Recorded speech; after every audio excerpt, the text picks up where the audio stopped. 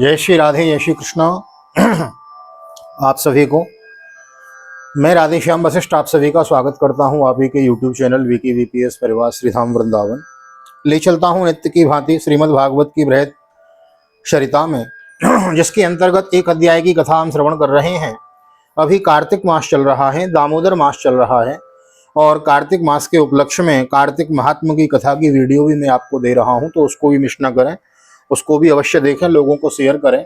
कार्तिक मास का एक नाम दामोदर मास भी है। इसमें भगवान कृष्ण और तुलसी, यमुना और आदि इनकी पूजा की जाती है और विशेष पूजा का महत्व इसमें है, कथा श्रवण का भी महत्व है। तो उस वीडियो को भी आप देखें। ले चलता हूँ आज की पावन कथा प्रसंग में। सर्वप्रथम करेंगे भगवान नाम संकीर्तन। श्री कृष्ण गोविंद हरे मुरारी, हे नाथ नारायण वासुदेव। श्री कृष्ण गोविंद हरे मुरारी, हे नाथ नारायण वासुदेव। हे नाथ नारायण वासुदेव, हे नाथ नारायण वासुदेव। श्री कृष्ण गोविंद हरे मुरारी, हे नाथ नारायण वासुदेव। नारायणं नमस्कृत्य नरं चैव नरोत्तमं देवीं सरस्वतीं व्यासं ततो जयमुदीरयेत्। कृष्णाय वासुदेवाय हरये परमात्मने प्रणतः क्लेशनाशाय गोविन्दाय नमो नमः। ओं नमो भगवते वासुदेवाय। श्रीमद्भागवत महापुराणं पंचम स्कन्धः अथ द्वाविंशोऽध्यायः। राजोवाच यदि तद्भगवतो आदित्यस्य मेरुं ध्रुवं च प्रदक्षिणेन परिक्रामतो राशीनामविमुखं प्रचलितं च प्रदक्षिणं भगवतोपवर्णितममुष्य वयं कथमनोमिमीमहीति। राजा परीक्षित ने पूछा, भगवान आपने जो कहा कि यद्यपि भगवान सूर्य राशियों की ओर जाते समय मेरु और ध्रुव को दाईं ओर रखकर चलते मालूम होते हैं, किंतु वस्तुतः उनकी गति दक्षिणावर्त नहीं होती। इस विषय को हम किस प्रकार समझें? सहोवाचो यथा कुलाल चक्रेण भ्रमतां सह भ्रमतां तथा श्रेयाणां पपीलकादीनां गन्तिरन्येव प्रदेशान्तरेष्वप्योप्यलभन्मानत्वादेवं नक्षत्रराशिभिरुपलक्षितेन कालचक्रेण ध्रुवं मेरुं च प्रदक्षिणेन परिधावतां सह परिधावमानानां तथा श्रेयाणां सूर्यादीनां गृहाणां गन्तिरन्येव नक्षत्रान्तरे रास्यन्तरे चोपलभ्यमानत्वातो। श्री सुखदेव जी कहते हैं, राजन, जैसे कुम्हार के घूमते हुए चाक पर बैठकर उसके साथ घूमती हुई चींटी आदि की अपनी गति उससे भिन्न ही है, क्योंकि वह भिन्न भिन्न समय पर उस चक्र के भिन्न भिन्न स्थानों में देखी जाती है, उसी प्रकार नक्षत्र और राशियों से उपलक्षित काल चक्र में पड़कर ध्रुव और मेरु को दाएं रखकर घूमने वाले सूर्य आदि ग्रहों की गति वास्तव में उससे भिन्न ही है, क्योंकि वे काल भेद से भिन्न भिन्न राशि और नक्षत्रों में देख पड़ते हैं। स एषो भगवान आदि पुरुषो एव साक्षात् नारायणो लोकानां स्वस्तं आत्मानं त्रयीमयं कर्म विशुद्धो विशोधि निमित्तं कविभिरपि च वेदेन विरजिज्ञास्यमानो द्वादशधा विभज्य षट्सु वसन्तादिष्व व्रतषु यथोपजोषमृतो गुणान् विदधाति। वेद और विद्वान लोग भी जिनकी गति को जानने के लिए उत्सुक रहते हैं, वे साक्षात आदि पुरुष भगवान नारायण ही लोगों के कल्याण और कर्मों की शुद्धि के लिए अपने वेदमय विग्रह काल को 12 मासों में विभक्त कर वसंत आदि 6 ऋतुओं में उनके यथायोग्य गुणों का विधान करते हैं। तमेहि पुरुषास्त्रय्या विद्या वर्णाश्रमाचारानुपथा उच्चावचै कर्मभिरान्नाम्ने कर्मभिराम नातिर्योग वितानिश्च श्रद्धया यजन्तोऽञ्जसा श्रेय श्रमधिगच्छन्ति। इस लोक में वर्णाश्रम धर्म का अनुसरण करने वाले पुरुष वेदत्रयी द्वारा प्रतिपादित छोटे बड़े कर्मों से इंद्र आदि देवताओं के रूप में और योग के साधनों से अंतर्यामी रूप में उनकी श्रद्धा पूर्वक आराधना करके सुगमता से ही परम पद प्राप्त कर सकते हैं।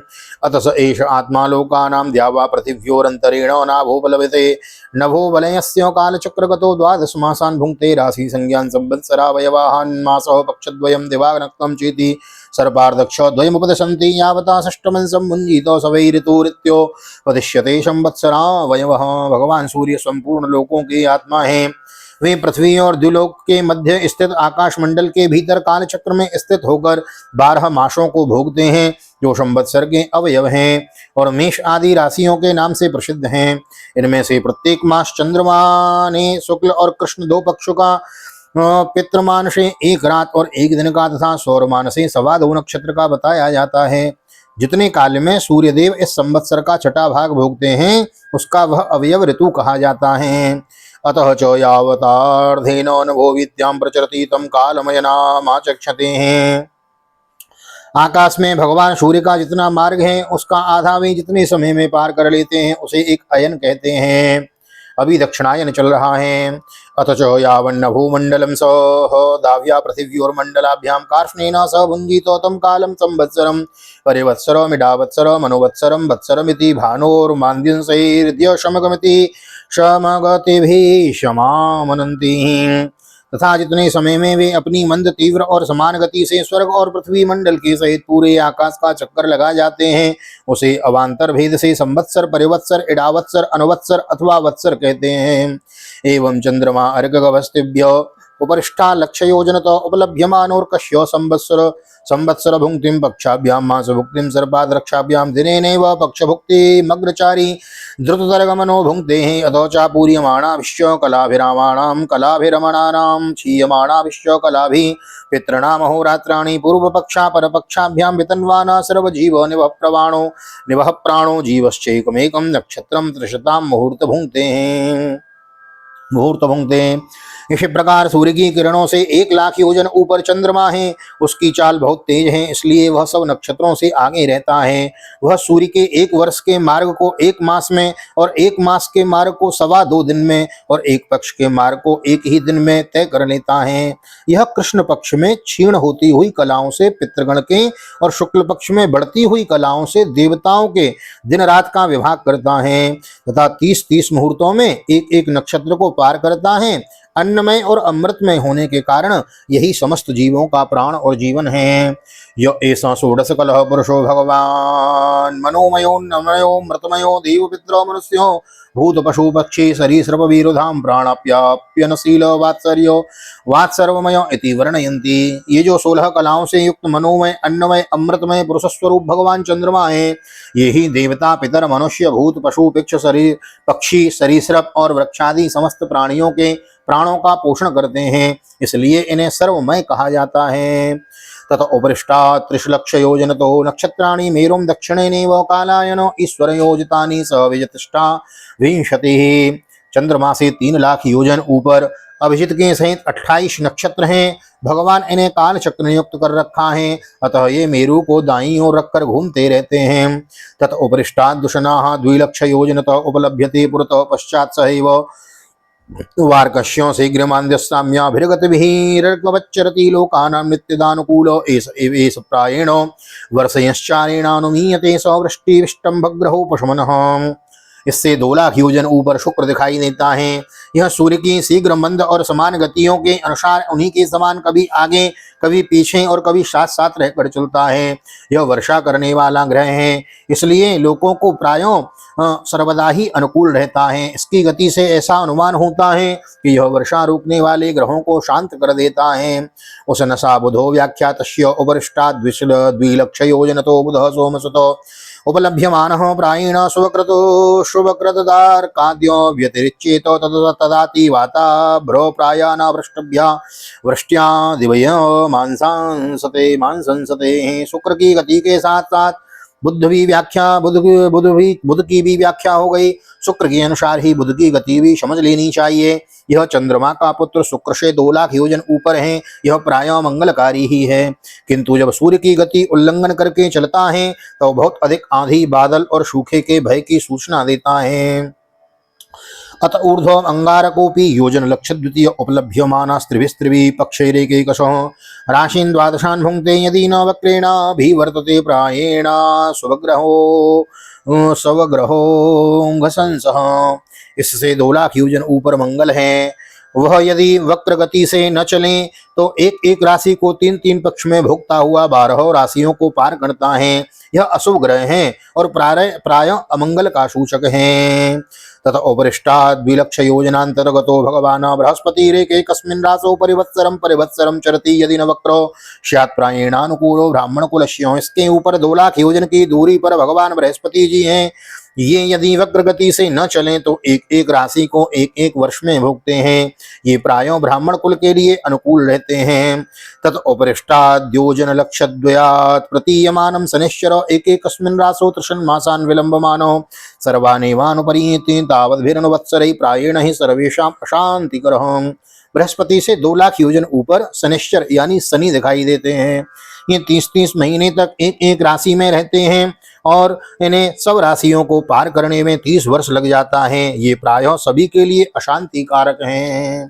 तथा उत्तरश्मादृशयो 11 लक्षयो यौवन 11 लक्ष योजनांतर उपलभ्यन्ते य एव लोकानां शमनो भावयन्तो भगवतो विष्णोर्यत् परमं पदं प्रदक्षिणं प्रक्रमन्ति।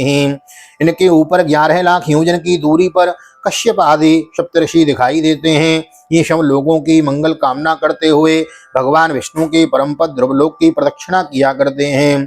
स्वस्थ श्रीमद्भागवते महापुराणे पारमहंस्यां संहितायां पंचम स्कंदे ज्योतिष चक्र वर्णने द्वाविंशोत्सव श्री बालकृष्ण चरणार्पणमस्तु। कृष्णाय वासुदेवाय हरये परमात्मने प्रणतः क्लेशनाशाय गोविंदाय नमो नमः। हरे कृष्ण कृष्ण कृष्ण हरे हरे, हरे राम राम राम हरे हरे।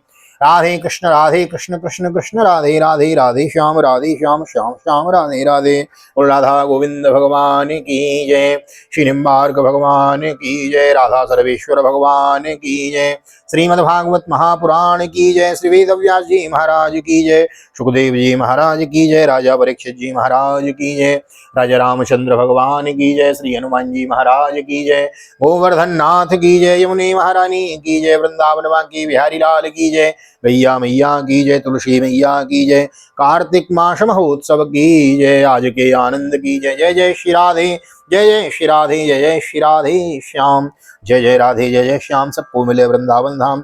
ऐसी प्रार्थना भगवान के चरणों में मेरी। और यहाँ तक वीडियो देख रहे हैं तो कमेंट में भागवत भगवान की जय लिख कर जावें, वीडियो को लाइक और शेयर कर देवें। और मिलते हैं अगली वीडियो में। हाँ, कार्तिक मास की कथा की वीडियो भी मैं आपको दे रहा हूँ, तो उसको भी अवश्य श्रवण करें।